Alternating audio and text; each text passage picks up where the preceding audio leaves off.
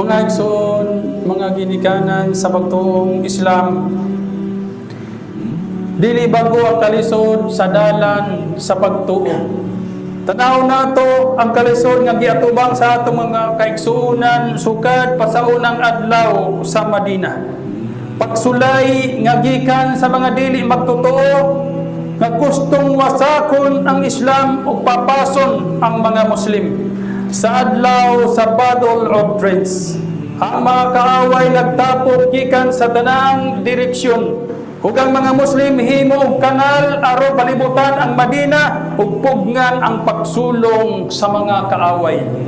Dili lang kini pananglitan sa kasaysayan, nagsimbolo usab kini og modernong Islamopobia.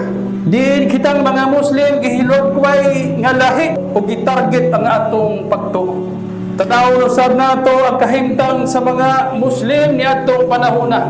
Ang kanal nga lungag nga ilang gikutkot nagsilbing panalipod. Apan usa gihapon ang tumong sa mga kaaway, wasakon ang Islam ug papason ang mga Muslim. Niadtong panahona ang mga Muslim nakasinati og grabing kagutom, mapait nga kahimtang ug labaw pa niya grabe kaayo nga katugnaw. Sumala sa usa ka sahabi, ang ilang pagkaon mao usa ka hakop nga sibada o barley nga giluto uban sa daot nga tambok. Walay lamig, lisod tunlon ug baho pagyud. Mao kini ang ilang gikaon samtang nagbantay ug nagkalot sa kanal nga naglibot sa Madina.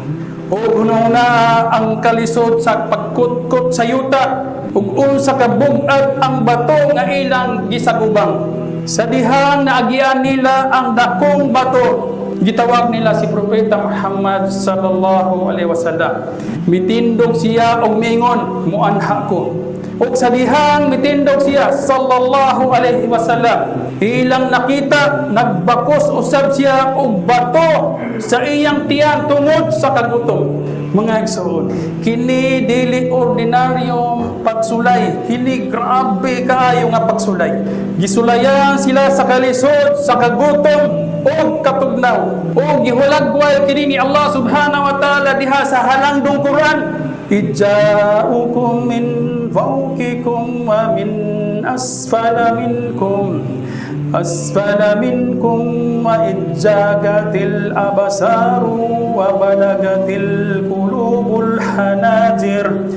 Hunalika batuliyal mu'minuna zulzilu zilzalan syadida. Sa doon nga pagkahubad, ang mga kaaway nangabuot gikan sa tanang direksyon, gikan sa ibabaw ninyo o gikan sa ubos ninyo. Nini gisulayan ang mga magtutuo o giuyog sila sa dakong pag-uyog.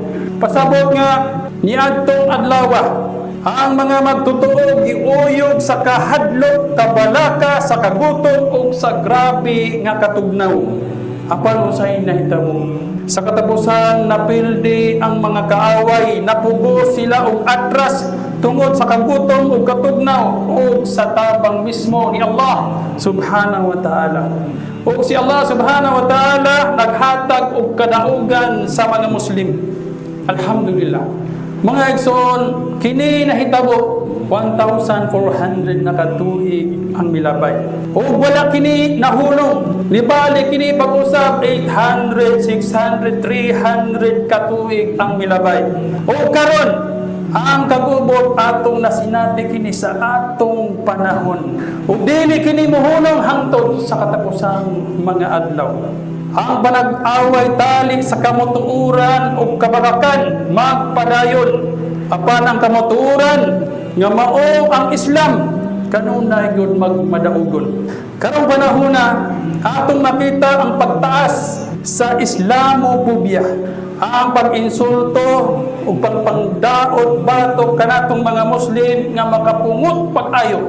Kini usa ka makapaguon nga kahintang nga nagkalapad sa tibuok kalibutan. Daghang mga Muslim ang nangutana, unsa may atong buhaton? Unsaon nato kini pag-atubang? Mga igsoon sa pagtuong Islam, ang Quran mao ang atong giya, ang atong guide sa kinabuhi.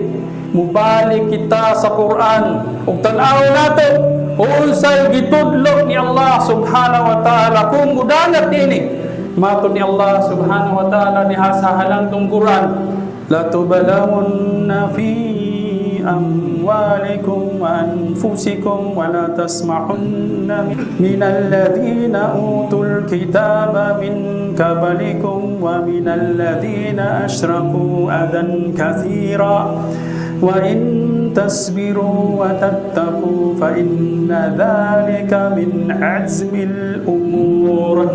Sa hadol nga pagkahubad mga igsoon ingon ni Allah subhanahu wa ta'ala dili malikayan nga makadungog kita og mga pulong gikan sa mga dili Muslim nga makapasakit og makapalagot kini dili na bag-o ug nahitabo na kini sukad pa sa una dugang pa ni Allah subhanahu wa ta'ala sigurado gyud walay kawala kamo pagkasulayan sa inyong bahandi ug sa inyong kaugalingon apan kung kamo mapailubon o mahadlokon kang Allah sa pagkatinuod kini usa sa mga butang nga inyong panlimbasugan.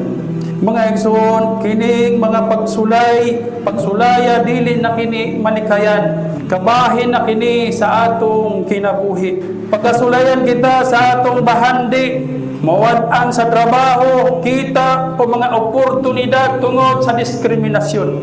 Pagkasulayan kita sa atong mga kaugalingon, sa sakit, sa kahadlok, sa kabalaka, o mga pagsulay-sulod sa atong pamilya. Ug labaw pa niini, makadungog kita og mga pulong nga pagdumot, pagpangdaot, ug pagpanginsulto. Mao kini ang atong makita karon, ang gitawag og Islamophobia. Ngano man nga nahitabo kini, aron makita kinsa ang matinud-anon o kinsa ang nagpakaarong ingnon. Kaya ang ganti, ang reward, walay katapusan. Apan dili tanan makapasar. Adunay uban kung sayon ang kinabuhi, malipayon sila. Apan sa dihang moabot ang pagsulay, mubiyak sila. Ug miingon sila nganong nahitabo man kini kanako. Nagampo man unta ko, nagpuasa man unta ko. Apan giingnan na kita ni Allah subhanahu wa ta'ala, aduna gyud mga tao nga ingon ana. Ang tambag ni Allah subhanahu wa ta'ala di sa halangdong Quran, ya ayyuhalladhina amanu taqullah wa kunu ma'as sadiqin. O kamong mga magtotoo, kahalukin ninyo si Allah o magbabilin kamo ubang sa mga matinud-anon. Pasabot nga ang tinuod nga kaluwasan ana sa pagbabilin uban sa kamaturan o sa mga matinud-anon. Ug ang mapalayo niini mao ang tinuod nga kapildihan, ang pinakagrabing kapakyasan. Mga igsoon, padayon kita nga pagasulayan ug dili lang kini usa ka higayon kundi hangtod sa atong katapusang ginhawa. Sigurado makadungog kita sa mga pulong nga makapasakit ug makapungod gikan sa uban. Apan ang mga magtotoo sa katapusan moingon mao kini ang isaan ni Allah subhanahu wa ta'ala kana. Ug ang iman sa mga magtotoo musamot ang ilang pagpasakop kang Allah subhanahu wa ta'ala. Apan ang mga ipokrito at itong mga nagpakarong ingnon, mingon sila, dili man di ay tinuod o maluya ang ilang pagtuo. Busa, usara ang pagsulay, pero lahi ang epekto. Ang magtotoo, muligon, apan ang mga hipokrito, mga luya. Subhanallah. Mga igsoon, kini ang atong panahon. Kini ang atong kinabuhi karon. Busa, magpabilin kitang ligon, magpadayon sa atong pagtuo, o magsalig kang Allah subhanahu wa ta'ala sa tanang higayon. Hinumdumi, bisan pa sa kakusok sa unos, ang tinuod nga magtotoo, dili gyud mapugan. Ang kasing-kasing nga nagparog sa iman, kanunay magmadaugon. Busa manglakaw kita uban kang Allah na may iman.